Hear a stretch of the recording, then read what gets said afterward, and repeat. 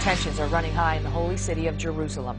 Clashes breaking out after a car driven by an Israeli settler plows into a group of Palestinian boys who were throwing rocks at the car. A word of caution to our viewers, some of these pictures are graphic and disturbing. Keeping that in mind, here's the video.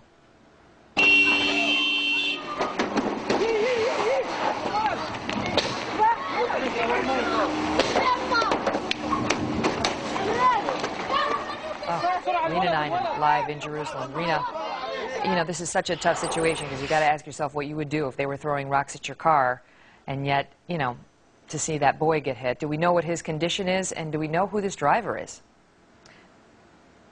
Yeah, well, we spoke to hospital officials who tell us that the boy is in stable condition. He's suffering from some head trauma and, as you can imagine, lower body injuries as well, but that he'll make it out fine, okay? The guy who ended up hitting this car is a well-known settler. His name is David Berry, and he ended up hitting two Palestinian kids who were throwing stones. When you take a look at this video, you see the kids were throwing stones. The one child gets thrown up into the air, slams against the windshield before eventually hitting the asphalt. Police ended up speaking to Berry, questioning him. He was later released. He said, according to reports, he feared for his life.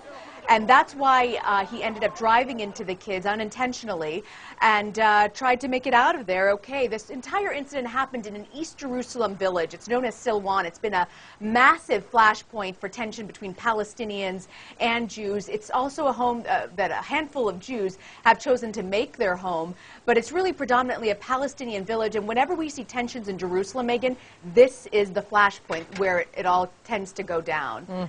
That's tough to watch. All right, Rena, thank you. Well, it began as a revolt against the president and the Democrats who control Congress.